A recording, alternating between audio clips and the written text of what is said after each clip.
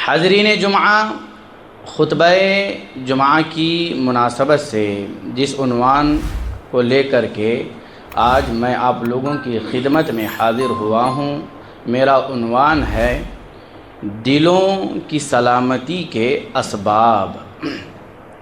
اس سے پہلے کہ جمعہ میں آپ نے یہ باتیں سنی ہے کہ دلوں کو تباہ و برباد اور فاسد کر دینے والی چیزیں کون سی ہے؟ 5 بڑی آفتیں، 5 بڑی مصیبتیں جو پچھلے جمعہ آپ نے سنا ہے: شرک، بدعات، خواہشات نفس، معصیت، گناہوں کا ارتکاب اور شکوک و شبہات، غفلت، لاپرواہی، یہ 5 بڑی بیماریاں ہیں، اور تمام بیماریاں انہی 5 بڑی آفتوں، مصیبتوں کی طرف ہی پلٹتی ہے۔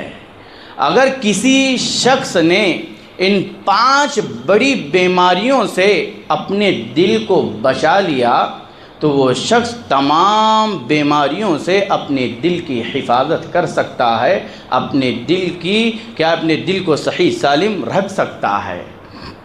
اور جو شخص بھی ان 5 بڑی بیماریوں سے اپنے دل کو بچانے کی خواہش رکھتا ہو، آرزو رکھتا ہو، اس کے لیے ضروری ہے کہ وہ اس راستے کو اپنائے جس راستے کو وہ اپنا کر کے ان 5 بڑی بیماریوں سے یا ان کے علاوہ جتنی بیماریاں ہیں ان تمام بیماریوں سے اپنے دل کو بچا سکتا ہے۔ کیونکہ کشتی جو ہے وہ خشکی پر نہیں چل سکتی ہے۔ یہ جہاز کی جو جگہ ہے وہ پانی ہے۔ اگر اس پانی سے اس جہاز کو اٹھا کر کے آپ اس بنجر زمین پر لا کھڑا کرو گے تو وہ جہاز نہیں چل سکے گی۔ اور اللہ تعالیٰ کی خشیت، ڈر کی جو جگہ ہے یہ دل ہے، اور جب یہ دل اللہ تعالیٰ کی خشیت سے، ڈر سے، محبت سے لبریز ہو جائے گا تو اللہ تعالیٰ انسان کے ہر کام میں آسانی پیدا فرمائے گا۔ اللہ تعالیٰ نے کہا وَمَن يَتَّقِ اللَّهَ يَجْعَل لَّهُ مِنْ أَمْرِهِ يُسْرًا۔ اللہ تعالیٰ نے کہا کہ جو اللہ تعالیٰ سے ڈرتا ہے اللہ تعالیٰ اس کے ہر کام میں آسانی پیدا کر دیتا ہے۔ تم اللہ تعالیٰ کے احکام کی حفاظت کرو، اللہ تعالیٰ تمہاری حفاظت کرے گا۔ تم اللہ تعالیٰ کے اوامر کی حفاظت کرو تو تم اللہ تعالیٰ کو اپنے سامنے پاؤ گے۔ حدیث قدسی ہے، بخاری شریف میں یہ روایت موجود ہے کہ اللہ کے رسول صلی اللہ علیہ وسلم نے کہا کہ جب بندہ مومن اللہ تعالیٰ کی جانب ایک بشت چلتا ہے، ایک بشت آتا ہے تو اللہ تعالیٰ اس کی طرف ایک ہاتھ آتا ہے۔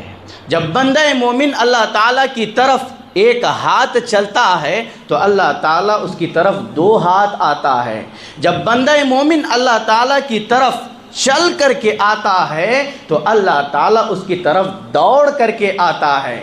تو یہ کتنی سعادت، خوشی کی بات ہے کہ تم اللہ تعالیٰ کی طرف لپکو، اللہ تعالیٰ سے اپنا تعلق مضبوط کرو تو اللہ تعالیٰ ہر بیماری سے، ہر مصیبت سے، ہر آفت سے تمہارے دلوں کی حفاظت کرے گا۔ بھائیوں، بیماریاں بہت ساری ہیں، اور سب سے بڑی اور خطرناک تباہ کن جو بیماریاں ہیں وہ دلوں کو تباہ کرنے والی بیماریاں ہیں۔ اس زمین پر کوئی بیماری پیدا ہوتی ہے تو اللہ تعالیٰ اس بیماری کا توڑ بھی ضرور پیدا کرتا ہے، اس بیماری کے لیے شفا بھی اللہ تعالیٰ ضرور پیدا کرتا ہے۔ اللہ کے رسول صلی اللہ علیہ وسلم نے کہا ما انزل اللہ داء الا انزل له شفاء۔ اللہ تعالیٰ نے کوئی بیماری نہیں پیدا کی مگر اس کے لیے شفا ضرور پیدا کی ہے۔ یعنی کوئی بیماری جب اس زمین پر پیدا ہوتی ہے تو اللہ تعالیٰ اس کے لیے شفا بھی پیدا کرتا ہے۔ اب آپ نے پچھلے جمعہ سنا کہ بڑی بڑی آفتیں، بڑی بڑی بیماریاں ہیں جو آپ کے دلوں کو تباہ و برباد کر دیتی ہے۔ اب جب یہ اتنی خطرناک بیماریاں ہیں تو شریعت اسلامیہ میں ان بیماریوں سے بچنے کے کچھ اسباب بھی بیان کیے گئے ہیں، کچھ راستے، کچھ دوا بھی بتائی گئی ہے۔ اگر میں اور آپ شریعت اسلامیہ میں بتائی گئی جو دوائیں ہیں ان دواؤں کا استعمال کریں گے، ان اسباب کو اپنائیں گے تو یقیناً میرے اور آپ کا دل ان تمام بڑی بڑی بیماریوں سے بچ سکتا ہے۔ اور جو شخص بھی یہ خواہش رکھتا ہے کہ کل قیامت کے دن وہ کامیاب ہوگا، نجات پانے والے لوگوں میں سے ہوگا، تو اس کے لیے ضروری ہے کہ وہ ان اسباب کو اپنائے۔ ان اسباب کو اپنائے بغیر وہ کبھی کامیاب نہیں ہو سکتا ہے۔ تو پہلی دوا، پہلا سبب کیا ہے جو میرے اور آپ کے دل کی حفاظت ہو سکتی ہے ان بڑی بیماریوں سے، ان بڑی آفتوں سے؟ وہ دوا کیا ہے جس کو شریعت اسلامیہ مجھ کو اور آپ کو اپنانے کا حکم دیتی ہے؟ وہ سبب کیا ہے؟ وہ پہلا سبب جو ہے جس کو میں اور آپ اپنا کر کے اپنے دل کو صحیح سالم درست بنا سکتے ہیں، وہ سبب ہے قرآن مجید کتاب حکیم۔ یعنی قرآن مجید کی تلاوت کرنا ہے، قرآن مجید کی آیات میں غور و فکر کرنا ہے، اپنا رشتہ قرآن مجید سے مضبوط کرنا ہے۔ اللہ تعالیٰ نے اس قرآن مجید کو انسانوں کے لیے شفا اور مومنین کے لیے سراپا رحمت و ہدایت بنا کر کے نازل کیا ہے۔ اللہ تعالیٰ نے کہا یا ایھا الناس قد جاءتکم موعظۃ من ربکم وشفاء لما فی الصدور وہدی ورحمۃ للمؤمنین۔ اللہ تعالیٰ نے کہا کہ تمہاری طرف تمہارے رب کی جانب سے ایک ایسی چیز آئی ہے جو نصیحت ہے، جو کیا ہے، تمہارے دلوں میں جو روگ ہے ان کے لیے شفا ہے، رہنمائی کرنے والی ہے، مومنین کے لیے سراپا رحمت ہے۔ اللہ تعالیٰ اس آیت کریمہ میں کہہ رہا ہے کہ قرآن مجید شفا ہے۔ کس کے لیے؟ اس کے لیے شفا ہے جو صاحب دل رکھتا ہو، جو اپنے اندر دل رکھتا ہو اور اپنے دل سے متوجہ ہو کر کے قرآن مجید کی تلاوت کرتا ہے، قرآن مجید کی آیات کو سنتا ہے، غور و فکر کرتا ہے، تدبر کرتا ہے، ایسے لوگوں کے لیے قرآن مجید شفا ہے۔ اور جو اس انداز سے قرآن مجید کو پڑھتا نہیں ہے، سنتا نہیں ہے، جو دل رکھ کر کے بھی مردے کے مانند ہے، اس کے لیے قرآن مجید شفا نہیں ہے۔ قرآن مجید میں ہر طرح کی بیماری کا توڑ موجود ہے، ہر طرح کی بیماری کی شفا قرآن مجید میں موجود ہے۔ یہ قرآن مجید مومنین کے لیے سراپا رحمت اور ہدایت اللہ نے بنا کر کے نازل کیا ہے۔ اس قرآن مجید میں شبہات، خواہشات کی بیماریوں کی دوا موجود ہے۔ اس قرآن مجید میں شکوک و شبہات کا بہترین علاج ہے، شفا ہے۔ خواب غفلت میں پڑے ہوئے لوگوں کے لیے یہ قرآن مجید بہترین نسخہ الہی ہے، بہترین نسخہ الہی ہے۔ علامہ ابن القیم رحمہ اللہ کہتے ہیں کہ شبہات اور خواہشات دل کی جتنی بیماریاں ہیں اور دلوں کا جو روگ ہے ان کا اصل جو نچوڑ، یہ تمام بیماریوں کا اصل اور نچوڑ ہے، تمام بیماریاں انہی کے گرد گھومتی ہے، شبہات، خواہشات۔ اور قرآن مجید میں ان دونوں قسم کی بیماریوں کے لیے شفا موجود ہے۔ اور خواہشات نفس، اپنی نفس کی غلامی کرنا، نفس کے پیچھے بھاگنا، رہی بات اس کی، تو قرآن مجید یہ موعظت حسنہ، بہترین نصیحت ہے اس قرآن مجید میں مومنین کے لیے۔ اور قرآن مجید میں آخرت کی یاد اور دنیا سے بے رغبتی کی جو چیزیں ہیں بدرج اتم موجود ہے۔ اور جو شخص قرآن مجید کو پڑھے گا آخرت کی یاد اس کے اندر بیٹھ جائے گی، وہ دنیا سے بے رغبت ہو جائے گا اور اپنے خواہشات کے پیچھے لگ کر کے اپنی عزت و آبرو کو داؤ پر نہیں لگائے گا۔ آپ دیکھو آدمی خواہشات کے پیچھے بھاگتا ہے، خواہشات کا غلام بن جاتا ہے، نفسانی خواہشات کے پیچھے پڑھ کر کے کوئی نشہ آور چیزوں کا استعمال کرتا ہے، کوئی کیا ہے فحاشی و عریانیت کے دلدل میں پڑ جاتا ہے اور اپنی عزت آبرو کو داؤ پر لگا دیتا ہے۔ لیکن قرآن مجید کو جو پڑھتا ہے وہ ہر طرح کی خواہشات سے، ہر طرح کی نفسانی خواہشات کی اتباع کرنے سے وہ اپنے آپ کو بچاتا ہے۔ اسی لیے قرآن مجید سے جو شفا حاصل کرتا ہے وہ صرف اس کی تلاوت سے حاصل نہیں کر سکتا ہے، جو شخص بھی قرآن مجید سے شفا حاصل کرنا چاہتا ہے وہ صرف قرآن مجید کی تلاوت کر کے شفا حاصل نہیں کر سکتا ہے۔ قرآن مجید کی تلاوت کرنے کے ساتھ ساتھ قرآن مجید میں اللہ تعالیٰ نے میرے اور آپ کے لیے کن باتوں کا حکم دیا ہے، کن چیزوں سے روکا ہے، اللہ تعالیٰ کی آیات میں غور و فکر کر کے تدبر کر کے ہی ایک شخص اپنی دلوں کی سلامتی چاہ سکتا ہے، اپنے دلوں کو ہر طرح کی بیماری سے محفوظ رکھ سکتا ہے۔ آدمی صرف قرآن مجید کی تلاوت کرتا رہے اور قرآن مجید کی آیات میں اللہ تعالیٰ کیا پیغامات دے رہا ہے اس کو نہ سمجھے تو وہ کیسے شفا چاہ سکتا ہے، وہ کیسے ہر بیماری سے بچ سکتا ہے؟ اسی لیے میرے بھائیوں، قرآن مجید کو پڑھو، قرآن مجید کو سیکھو۔ آج وقت ہے، عمر ہے، ہر چیز آپ کے پاس مہیا ہے۔ اگر اس وقت کو آپ نے غنیمت نہ جانا تو قبر میں جائیں گے تو کیا ہوگا؟ قبر میں جانے کے بعد کہاں افسوس کرتے بیٹھیں گے؟ آج وقت ہے تو اس زمین پر، اللہ کی زمین پر چل رہے پھر رہے ہو تو قرآن مجید کو سیکھو۔ قرآن مجید کی ایک آیت بعض لوگوں کو ہم دیکھتے ہیں، قرآن مجید کی سورۃ الفاتحہ کی پہلی سورت کی پہلی آیت الحمدللہ رب العالمین، یہ آیت کریمہ بھی صحیح طریقے سے نہیں پڑھ سکتے ہیں۔ نمازوں میں کیا پڑھتے ہیں اللہ ہی بہتر جانے۔ ایک آیت کی بات کر رہا ہوں، ایک آیت کا تلفظ بھی لوگوں کا صحیح نہیں ہے۔ اللہ کیا کہہ رہا ہے سورۃ الفاتحہ میں وہ تک نہیں پتا ہے۔ جب یہی لوگ باہر آئیں گے تو پھر فتوے بازیوں سے بھی پیچھے نہیں ہٹیں گے، بڑے بڑے فتوے بازیاں کریں گے، ہاں علماء کو گرانے بیٹھ جائیں گے۔ ایسے لوگوں کی حالت دیکھیے، یہ جہالت ہے۔ قرآن مجید کو سیکھو، قرآن مجید کو پڑھو، قرآن مجید کی آیات میں غور و فکر کرو، تدبر کرو۔ اور بعض مکتب فکر کے لوگ بھی اپنی عوام کو یہ باتیں کہہ رہے ہیں اور کہتے آ بھی رہے ہیں کہ قرآن مجید کو صرف تلاوت کی حد تک رہنا، ترجمے کے ساتھ نہ پڑھنا، ترجمے کے ساتھ پڑھیں گے تو گمراہ ہو جائیں گے۔ یہ کتنی احمقانہ بات ہے کہ عوام الناس کو روکا جاتا ہے کہ قرآن مجید کو ترجمے کے ساتھ نہ پڑھنا۔ بھائیوں، جب آدمی قرآن مجید کی تلاوت کرے گا اور ترجمے کے ساتھ نہ پڑھے گا تو کیا اس کے دل کی اصلاح ہو سکتی ہے؟ اس کو کچھ پتہ ہو سکتا ہے کہ اللہ کیا کہہ رہا ہے قرآن میں؟ اس کو کچھ معلوم بھی تو معلوم ہو سکتا ہے کہ اللہ نے قرآن مجید میں کیا کچھ کہا ہے، کیا کچھ بیان کیا ہے؟ ارے جب ترجمے کے ساتھ پڑھے گا تبھی تو اس کو معلوم ہوگا نا کہ اللہ نے کیا کہا ہے، کیا کہہ رہا ہے۔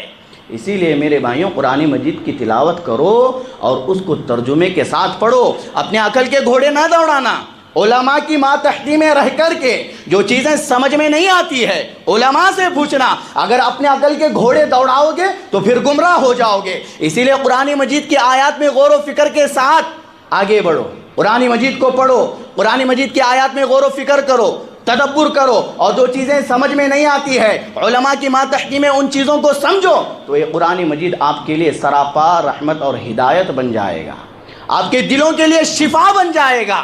اگر آپ نے قرآن مجید کو آیات میں غور و فکر کے ساتھ نہ پڑھا تو پھر کس کی کتابوں کو آپ غور و فکر کے ساتھ پڑھیں گے؟ جو علماء آپ کو منع کرتے ہیں کہ قرآن مجید کی آیات میں غور و فکر نہ کرنا، تدبر نہ کرنا، قرآن مجید کو ترجمے سے نہ پڑھنا، تو کیا ان علماء کی باپ داداؤں کی کتابوں کو سمجھ کر کے پڑھو گے؟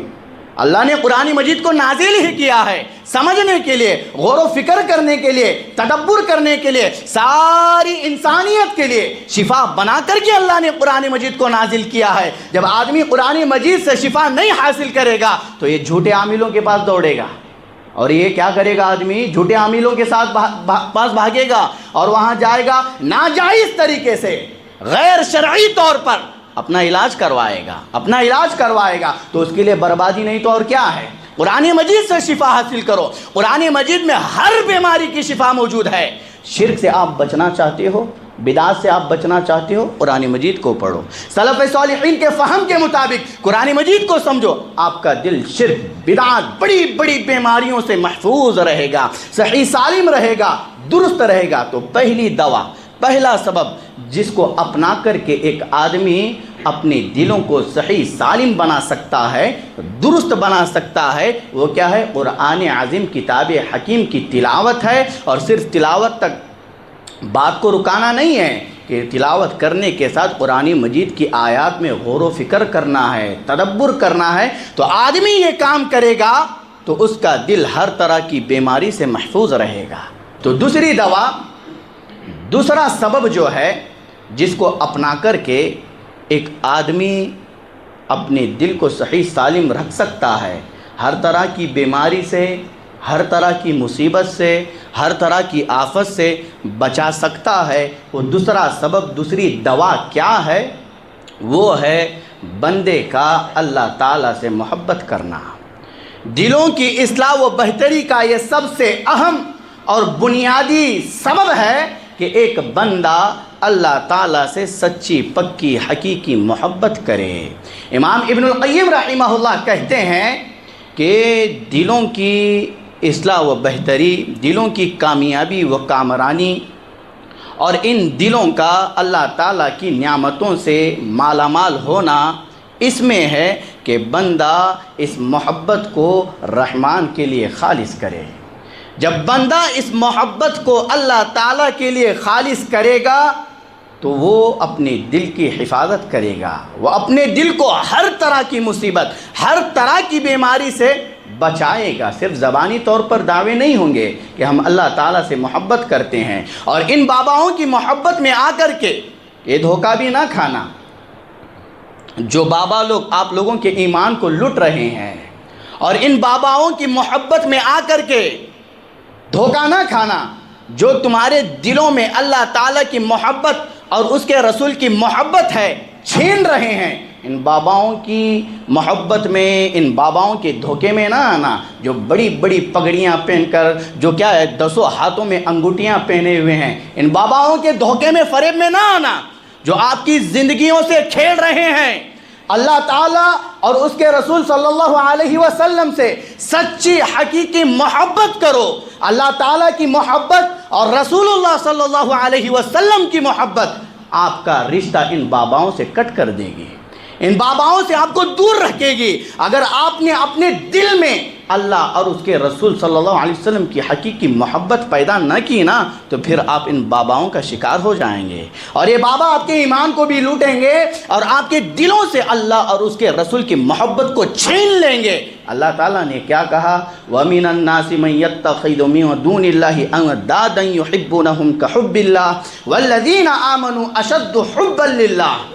اور بعض ایسے لوگ بھی ہیں جو اللہ کا شریک اوروں کو بنا کر ان سے ایسی محبت رکھتے ہیں جیسی محبت اللہ سے ہونی چاہیے، اور مومنین اللہ تعالیٰ کی محبت میں بہت سخت ہے۔ جو ان باباؤں کی محبت کا اندھا ہوگا، جو ان باباؤں کی محبت میں پھنسا ہوا ہوگا، وہ مشرک ہے، وہ قبر پرست ہے، وہ بدعتی ہے۔ اور جو اللہ تعالیٰ کی محبت میں سچا ہوگا وہ کون ہے؟ موحد ہے، توحید پرست ہے، اس کا شمار سلفی العقیدہ میں ہوگا۔ میرے بھائیوں، اللہ کے رسول صلی اللہ علیہ وسلم نے کہا، یہ بات بھی یاد رکھے کہ اس دل کی کامیابی، اس دل کی اصلاح و بہتری اللہ تعالیٰ کی محبت کے بغیر ممکن نہیں ہے۔ اللہ تعالیٰ سے حقیقی سچی محبت ہونی چاہیے۔ یہ دل اللہ تعالیٰ کی محبت کے بغیر نہ نعمتوں سے محفوظ ہو سکتا ہے، نہ ہر طرح کے رنج و غم سے بچ سکتا ہے، نہ اس دل کو اطمینان و سکون حاصل ہو سکتا ہے۔ اس دل کو اگر اطمینان و سکون حاصل کرنا ہے تو اللہ تعالیٰ سے سچی محبت کرنی ہوگی۔ اللہ کے رسول صلی اللہ علیہ وسلم نے کہا، ثلاث من کن فیہ وجد بہن حلاوت الایمان ان یکون اللہ ورسولہ احب الیہ مما سواہما۔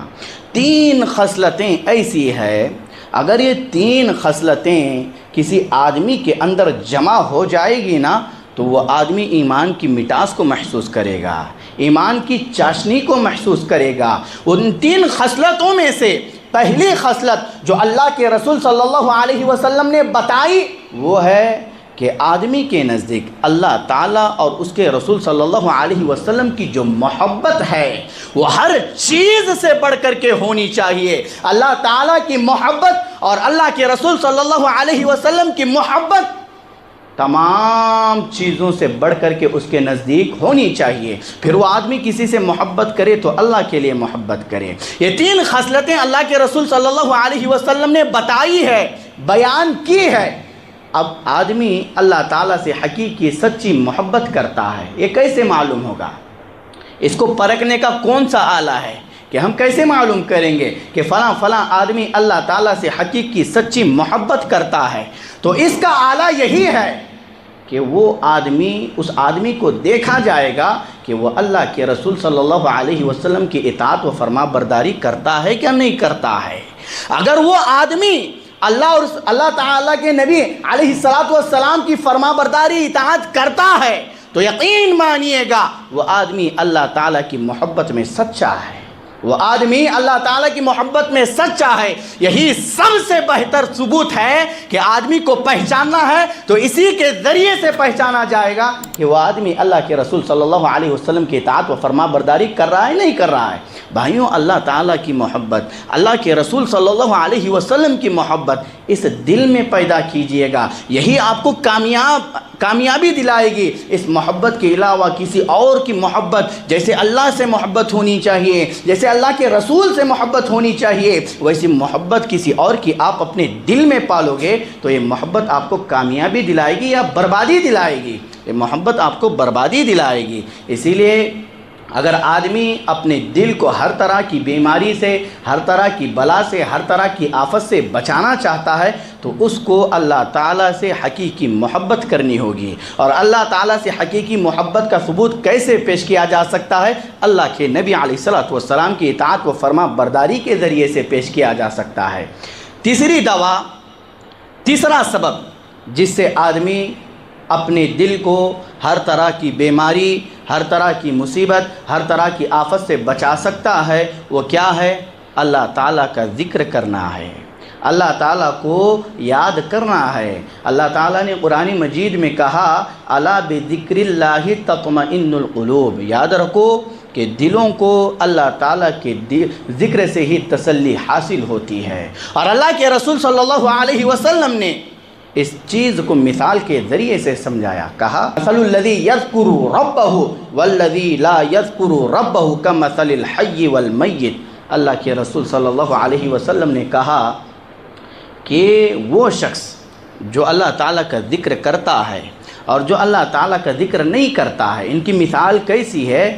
جو اللہ کی زمین پر اللہ تعالیٰ کا ذکر کرتا ہے اس کی مثال زندے کی سی ہے، اور جو اللہ کی زمین پر رہ کر کے اللہ تعالیٰ کو یاد نہیں کرتا ہے، اللہ تعالیٰ کا ذکر نہیں کرتا ہے، اس کی مثال مردہ ہے، اس کی مثال مردہ ہے۔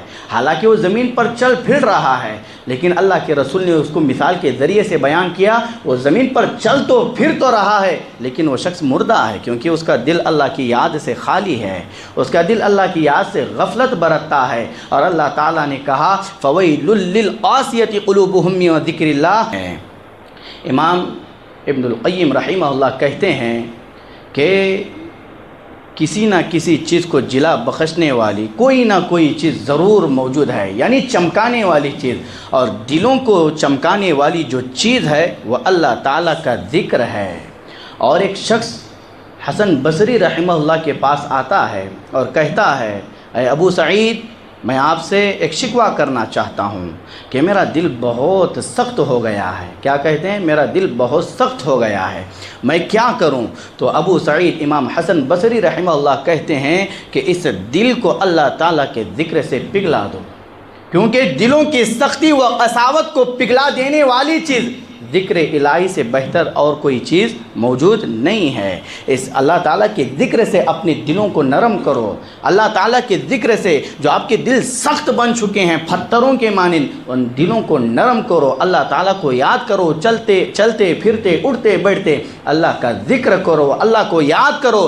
یہ دل اللہ تعالیٰ کے ذکر سے جب تر ہو جائے گا تو یاد رکھیے گا ہر طرح کی مصیبت، ہر طرح کی آفت سے آپ کا دل محفوظ رہے گا۔ اور یہاں پر یہ بات بھی بتا دوں کہ ذکر الہی کا جو طریقہ قرآن و حدیث سے ثابت ہے، منہج سلف سے جو ثابت ہے، اسی طریقے کے مطابق آپ کو اللہ تعالیٰ کا ذکر کرنا ہوگا۔ اور یہ صوفیت جو ہے، یہ صوفی جو لوگ ہیں، انہوں نے دین اسلام کا جو نقشہ ہے اس کو بگاڑ دیا ہے۔ قرآن و حدیث میں جو ذکر ثابت ہے ان اذکار کو پیش کرنے کی بجائے اپنی بناوٹی اذکار جو ہے، اپنے بناوٹی جو طریقے ہیں ان طریقوں کو آج انہوں نے امت میں پیش کیا ہے۔ وہ کیسے؟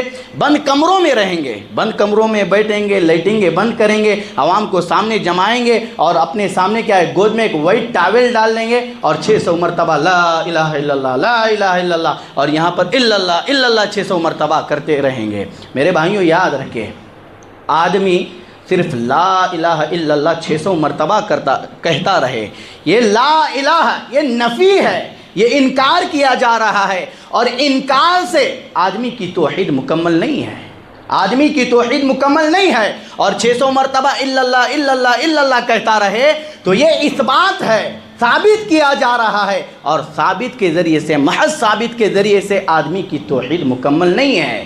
نفی اور اثبات ان دونوں چیزوں کے ذریعے سے، یعنی انکار ہوگا، ثابت کیا جائے گا، اور ان دونوں چیزوں کے ذریعے سے آدمی کی توحید مکمل ہوگی۔ اب آپ بتاؤ یہ جو لا الہ یہ توحید کے مکمل ہونے کا ثبوت ہے؟ یہ تو توحید مکمل ہو ہی نہیں سکتی ہے، یہ تو اذکار کے ساتھ کھلواڑ کیا جا رہا ہے۔ اللہ کے رسول صلی اللہ علیہ وسلم نے کیا کہا؟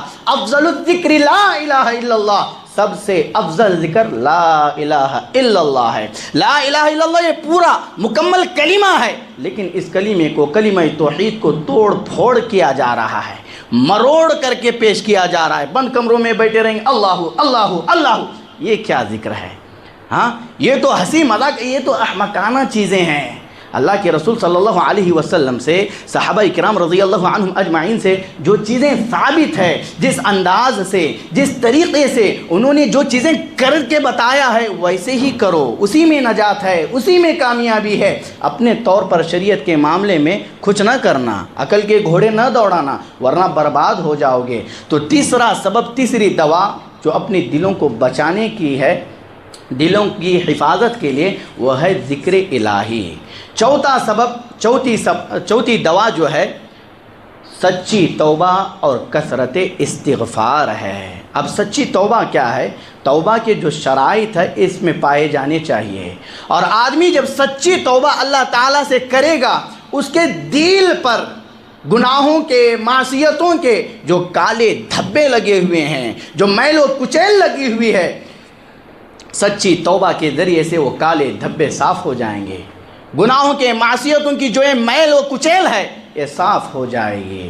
اللہ تعالیٰ کو کیا، اللہ تعالیٰ کے سامنے سچی توبہ کرو اور کثرت کے ساتھ استغفار کرو، یہ دل کو صالح تقوی والا بنائے گا، یہ چیز دل کو صالح تقوی والے بنائے گی اور آپ کو مستقیم راہ حق پر چلنے والی بنائے گی۔ سچی توبہ اور کثرت استغفار یہ ان امور میں سے ہے جن سے آپ کا دل صالح اور پرہیزگار درست بن سکتا ہے۔ اللہ کے رسول صلی اللہ علیہ وسلم نے کیا کہا؟ إِنَّهُ لَيُغَانُ عَلَىٰ قَلْبِي وَإِنِّي لَأَسْتَغْفِرُ اللَّهَ فِي الْيَوْمِ 100 مرة۔ اللہ کے رسول صلی اللہ علیہ وسلم نے کہا کہ جب میرے دل پر ذکر الہی سے متعلق غفلت طاری ہو جاتی ہے تو میں دین میں 100 مرتبہ اللہ تعالیٰ کے حضور استغفار کرتا ہوں۔ یہ اللہ کے رسول صلی اللہ علیہ وسلم کی بات ہے، اور یہ بات اللہ کے رسول صلی اللہ علیہ وسلم بتا رہے ہیں، تو میرے اور آپ کا حال کیا ہوگا؟ میرے اور آپ کی حالت دیکھیں، میرے اور آپ کے کندھے گناہوں سے بوجھل ہو چکے ہیں، ہر لمحہ، ہر سیکنڈ معصیت کی بھرمار کثرت ہے۔ تو مجھ کو اور آپ کو کتنا استغفار کرنا چاہیے، کتنا اللہ سے معافی مانگنی چاہیے، کتنی توبہ کرنی چاہیے اللہ تعالیٰ سے۔ اللہ رب العالمین نے کہا او من کان میتا فاحییناہ وجعلنا له نورا یمشی بہ فی الناس کمن مثلہ فی الظلمات لیس بخارج منها۔ اللہ تعالیٰ نے مثال کے ذریعے سے اس بات کو سمجھائی۔ آپ کبھی مایوس نہ ہونا، آپ نے ساری زندگی گناہ کی ہے، ساری زندگی گناہوں میں کاٹا، شرک بدعات کے کام کرتے رہے، آپ اللہ سے سچی توبہ کیجئے، آپ اللہ سے سچی توبہ کیجئے، اللہ آپ کو معاف کرے گا۔ آپ توحید پر چلنا چاہتے ہیں، توحید کا راستہ اللہ تعالیٰ آپ کے لیے ہموار کر دے گا، کھول دے گا۔ آپ معافی تو مانگے، معافی مانگے۔ اللہ نے کہا کہ وہ شخص جو پہلے مردہ تھا، پھر ہم نے اس کو زندہ کیا، اور زندہ کیا اور اس کو ایسی روشنی عطا کی جس روشنی کو لے کر کے وہ لوگوں میں چلتا پھرتا ہے۔ کیا ایسا شخص اس شخص کی طرح ہو سکتا ہے جو اندھیروں سے نکل ہی نہیں پاتا ہے؟ کیا مطلب ہے؟ اللہ نے کہا کہ ایسا آدمی جو کفر اور جہالت کے اندھیروں میں ڈوبا ہوا تھا، اللہ تعالیٰ نے اس کو توبہ کی توفیق دی، ہدایت بخشی اور ایمان کی دولت دے کر اس کو زندگی عطا کی اور اس کو ایسا نور دیا، ایسے نور سے نوازا جس نور سے وہ روشنی حاصل کرتا ہے اور اس نور کو لے کر کے وہ لوگوں میں چلتا پھرتا ہے۔ کیا یہ شخص اس شخص کی طرح ہوگا جو جہالت میں، اندھیروں میں، کفر شرک کے کاموں میں ڈوبا ہوا گا؟ نہیں ہو سکتا ہے۔ میرے بھائیوں، آپ توبہ کی کوشش کیجئے گا، اللہ آپ کو توفیق دے گا، توفیق ملے گی، ہدایت مل جائے گی۔ آپ کوشش ہی نہیں کریں گے، اللہ سے سچی پکی کہتے رہیں گے، ارے پوری زندگی تو ایسے ہی گزر گئے، اللہ کیا معاف کرے گا؟ یہ مت سوچئے۔ مایوسی کے الفاظ آپ کے زبان پر نہیں ہونی چاہیے۔ آپ نے ساری زندگی اللہ کی نافرمانی میں گزار دی، نبی علیہ الصلوۃ والسلام کی اطاعت و فرما برداری کرنے کی بجائے ان کی مخالفتوں پر چلے، تو آپ اللہ سے مانگو۔ ابھی آپ کو سمجھ آ گئی ہے تو اللہ آپ کو توفیق دے گا۔ ابھی یہ زندگی کے کچھ بچے لمحات ہیں، آپ کے کچھ بچے ہوئے جو لمحات ہیں، یہی لمحات آپ کو کامیابی دلائیں گے۔ آپ اللہ سے سچی توبہ کیجئے، استغفار کیجئے۔ یہ دلوں کی سلامتی، دلوں کو درست بنانے کے لیے یہ کتنا سبب تھا؟ چوتھا سبب تھا۔ پانچواں سبب اور دوا جس سے میرے اور آپ کے دل محفوظ ہو سکتے ہیں ہر طرح کی بیماری سے، ہر طرح کی مصیبت سے، وہ کیا ہے؟ دعا اور بکثرت سوال کرنا ہے۔ دعا کس سے ہوگی؟ دعا اللہ تعالیٰ سے ہوگی، اور دعا آپ کے دل کو ہدایت سے سرفراز کرے گی۔ یہ دعا آپ کا تعلق اللہ تعالیٰ سے مضبوط کرے گی۔ یہ دعا کیا ہے؟ معبودان باطلہ سے آپ کا رشتہ کٹ کرے گی۔ یہ دعا آپ کو سچا پکا توحید پرست بنائے گی۔ یہ دعا آپ کو شرکیہ کاموں سے بچائے گی۔ یہ دعا آپ کو شکوک و شبہات سے بچائے گی۔ یہ دعا آپ کو خواہشات سے بچائے گی۔ آپ اللہ سے دعا کرو اور کثرت کے ساتھ اللہ سے سوال کرو۔ اب سوال کس چیز کا کریں گے؟ امام ابن تیمیہ رحمہ اللہ کہتے ہیں کہ میں نے سب سے زیادہ نفع بخش دعاؤں کے بارے میں غور و خوض کیا تو مجھے یہ چیز معلوم ہوئی کہ اللہ تعالیٰ کی خوشنودی کی چیزوں کو انجام دینے کے لیے اللہ تعالیٰ کی مدد کا سوال کرنا ہے۔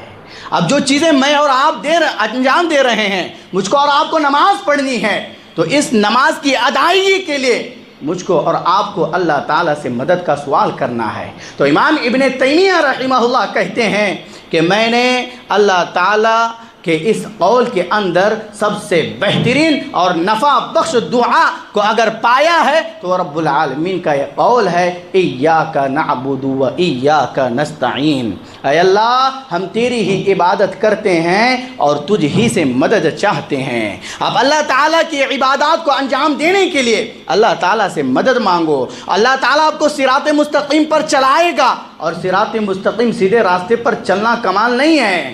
اللہ تعالیٰ سے یہ مانگنے کے ساتھ اس صراط مستقیم پر ڈٹ جانے کی استقامت کی دعا اللہ سے کیجئے گا، اللہ سے دعا کیجئے گا۔ آپ صحیح العقیدہ ہے، آپ کتاب و سنت کے حاملین ہیں، لیکن اتنا کمال نہیں ہے کہ آپ ڈھنڈورا پیٹتے رہو کہ میں سلفی العقیدہ ہوں، میں صحیح منہج کا ماننے والا ہوں، صرف زبانی دعوے کریں گے، یہ کمال نہیں ہے۔ کمال تو یہ ہے کہ آپ جس راستے پر چل رہے ہو نا، اس راستے پر آدمی استقامت اختیار کرے، ڈٹا رہے، یہ کمال ہے۔ تو امام ابن تیمیہ رحمہ اللہ کہتے ہیں کہ سب سے بہترین اور نفع بخش دعاؤں میں جو ہے وہ ایاک نعبد و ایاک نستعین ہے، جس کو ہر مصلی ہر نماز میں پڑھتا ہے۔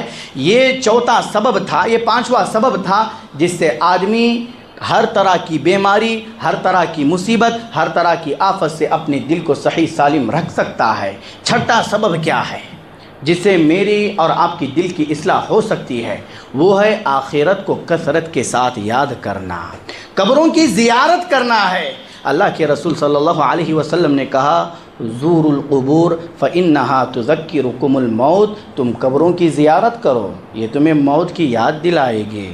بھائیوں، آدمی رسمی طور پر قبروں کی زیارت تو کرتا ہے، لیکن آج ہمارے دلوں کی جو حالت ہے، کیفیت ہے، آج ہمارے دل آخرت سے غفلت برت رہے ہیں، اور جس کا دل آخرت سے غفلت برتے گا وہ ہر طرح کی نیکی، ہر طرح کے خیر سے رک جائے گا، اور ہر طرح کا شر، فتنہ کا وہ شکار ہو جائے گا۔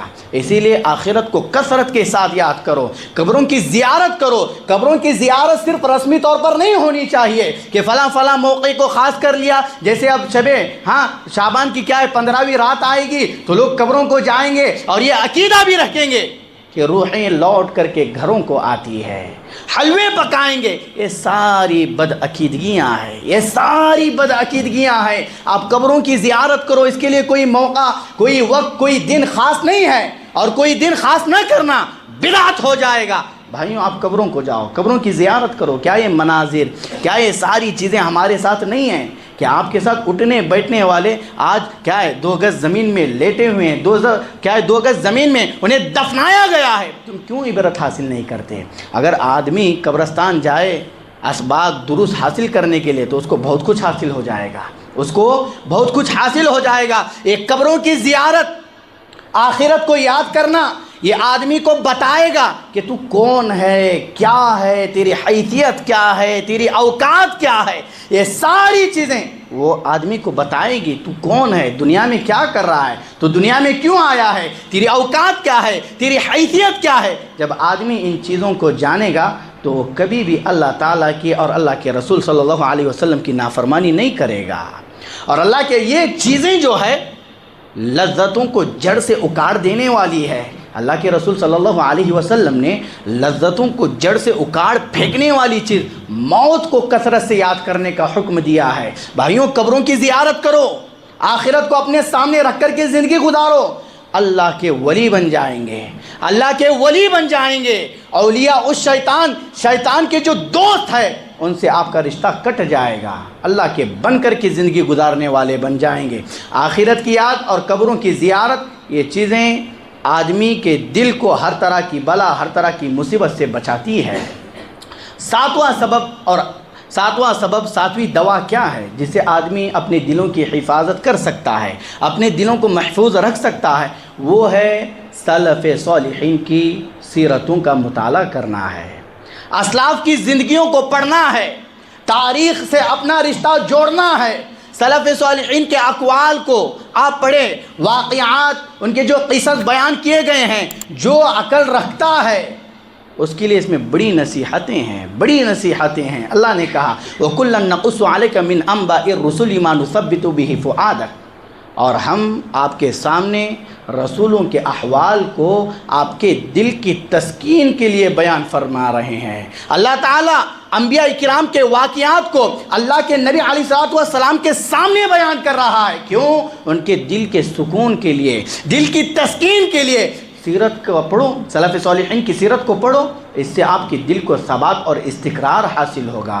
اللہ تعالیٰ نے قرآن مجید میں جو واقعات بیان کیے ہیں ان واقعات کو پڑھو، اللہ کے رسول صلی اللہ علیہ وسلم کی سیرت کا مطالعہ کرو، صحابہ اکرام رضی اللہ عنہم اجمعین کی سیرتوں کو پڑھو، محدثین اکرام کی سیرتوں کو پڑھو، آپ کا دل ضمیر زندہ ہو جائے گا، آپ کے دل اور ضمیر کی اصلاح ہو جائے گی، اور آپ کا دل ضمیر ہر طرح کی مصیبت، ہر طرح کی آفت سے بچ جائے گا۔ یہ 7واں سبب تھا۔ 8واں اور آخری سبب جس سے آپ کا دل صحیح سالم رہ سکتا ہے، جس سے آپ کی دل کی اصلاح ہو سکتی ہے، جس سے آپ کا دل درست اور بہتر بن سکتا ہے، وہ 8واں سبب اور دوا جو ہے اللہ تعالیٰ کے اولیاء کی صحبت اختیار کرنا ہے، نیک لوگوں کی صحبت اختیار کرنا ہے۔ آپ کو دیکھنا ہوگا کہ اولیاء الرحمن کون ہے، اللہ تعالیٰ کے اولیاء کون ہے، اور اولیاء الشیطان کون ہے، شیطان جو ہے اس کے دوست کون ہے۔ یہ ساری چیزیں آپ کو دیکھنی ہوگی، اور اولیاء الرحمن اولیاء الشیطان، یہ ایک الگ سا موضوع ہے، کبھی اس پر بھی بولیں گے کون اللہ کے دوست ہے اور کون شیطان کے دوست ہے، ایک لمبا موضوع ہے۔ آپ کو دیکھنا ہوگا کہ آپ کا اٹھنا بیٹھنا کس کے ساتھ ہو رہا ہے، کیا میرا اٹھنا بیٹھنا اللہ تعالیٰ کے اولیاء کے ساتھ ہو رہا ہے، نیک لوگوں کے ساتھ ہو رہا ہے؟ اب اولیاء اللہ کون ہے؟ سورۃ البقرہ کا آپ مطالعہ کرو، قرآن مجید نے احادیث مبارکہ نے جن کو اولیاء اللہ کہا ہے وہی اولیاء اللہ ہوں گے، ورنہ دنیا جس کو کہتی ہے یہ جبہ کبہ پہننے والے، ہاتھ میں تسبیح لے کر پھرنے والے، ہاں اور کیا ہے ہاتھوں میں بڑی بڑی انگوٹیاں پہننے والے، یہ اولیاء اللہ نہیں ہے جس کو دنیا کہتی ہے۔ جس کو قرآن اور حدیث اولیاء اللہ کہے گی وہی اللہ کا ولی ہوگا، وہی اللہ کا ولی ہوگا۔ اور ان اولیاء اللہ کے ساتھ اٹھو بیٹھو جو توحید کی شمعیں جلا رہے ہیں، توحید کی روشنی سے دنیا کو منور کر رہے ہیں، ایسے لوگوں کے ساتھ بیٹھو، موحدین کے ساتھ اٹھو بیٹھو، ہاں اہل سنت والجماعت کے ساتھ اپنا رشتہ جوڑو، جو کتاب و سنت کے حاملین ہیں ان کے ساتھ اٹھو بیٹھو، جو منہج سلف کے پاسبان ہیں، جو کتاب و سنت کی دعوت سلف صالحین کے منہج پر دیتے ہیں، ایسے لوگوں کے ساتھ اٹھو بیٹھو، ایسے لوگوں کی ٹانگیں نہ کھینچنا، ورنہ آپ نقصان اٹھانے والوں میں سے ہو جاؤ گے۔ اللہ کے ان نیک بندوں کے ساتھ چلو پھرو۔ اللہ کے نبی علیہ الصلوۃ والسلام نے کہا المرء علی دین خلیلہ فلینظر احدکم من یخالل۔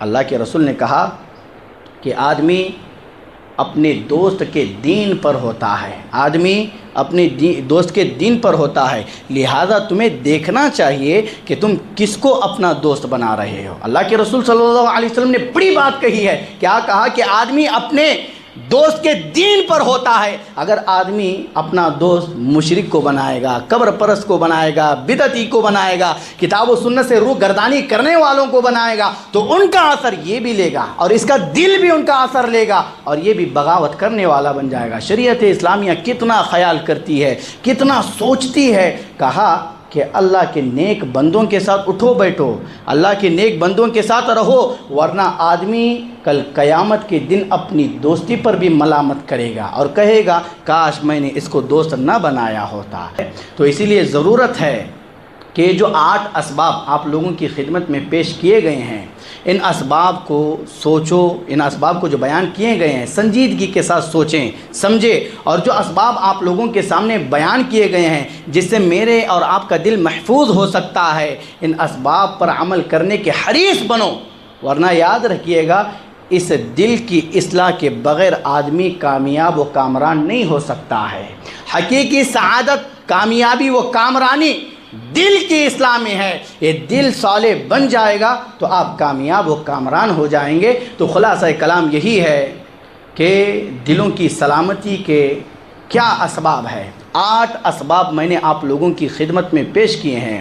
سب سے پہلی بات تو یہ کہ بڑی بیماریاں جیسے شرک ہے، بدعات ہے اور شکوک شبہات ہے، شہوات ہے اور غفلت ہے، یہ بڑی بڑی بیماریاں ہیں۔ ان بیماریوں سے آدمی اپنے دل کو کیسے بچا سکتا ہے؟ تو یہ 8 اسباب میں نے آپ لوگوں کی خدمت میں پیش کیے ہیں۔ پہلا سبب قرآن مجید کتاب حکیم ہے، قرآن مجید سے اپنا رشتہ مضبوط کرو، آپ کا دل صحیح سالم رہے گا۔ دوسرا سبب، دوسری دوا، بندے کا اللہ تعالیٰ سے سچی پکی محبت کرنا ہے، اور اس محبت کا ثبوت وہ اللہ کے رسول صلی اللہ علیہ وسلم کی اطاعت و فرما برداری کے ذریعے سے دے گا۔ تیسرا سبب، تیسری دوا ذکر الہی ہے، اللہ تعالیٰ کو یاد کرنا ہے۔ ذکر الہی، جو اللہ تعالیٰ کو یاد کرے گا وہ کامیاب ہے۔ چوتھا سبب، چوتھی دوا جو ہے وہ ہے سچی توبہ اور کثرت استغفار۔ پانچویں دوا، پانچواں سبب جو ہے اللہ تعالیٰ سے دعا کرنا اور کثرت کے ساتھ سوال کرنا ہے۔ چھٹا سبب جو ہے آخرت کو یاد کرنا اور قبروں کی زیارت کرنا ہے۔ ساتواں سبب سلف صالحین کی سیرتوں کا مطالعہ کرنا ہے۔ آٹھواں اور آخری سبب وہ ہے نیک لوگوں کی صحبت اختیار کرنا ہے، جو اللہ کے اولیاء ہے، جو اللہ کے اولیاء ہے ان کے ساتھ اٹھنا ہے، بیٹھنا ہے، چلنا ہے، پھرنا ہے۔ یہ 8 اسباب ہیں۔ ہمارے بھائیوں میں سے کوئی بھی بھائی ان اسباب اور ہماری ماؤں بہنوں میں سے کوئی بھی ان اسباب کو اپنائے گا تو یقین مانیے گا کہ آپ کا دل ہر طرح کی بلا سے، ہر طرح کی مصیبت سے، ہر طرح کی پریشانی سے محفوظ رہے گا۔ ہم اللہ تعالیٰ سے دعا کرتے ہیں کہ جو کچھ باتیں کہی گئی ہے رب العالمین مجھ کو اور آپ کو ان باتوں پر عمل کرنے والا بنائے۔ آمین۔ وآخر دعوانا ان الحمد للہ رب العالمین۔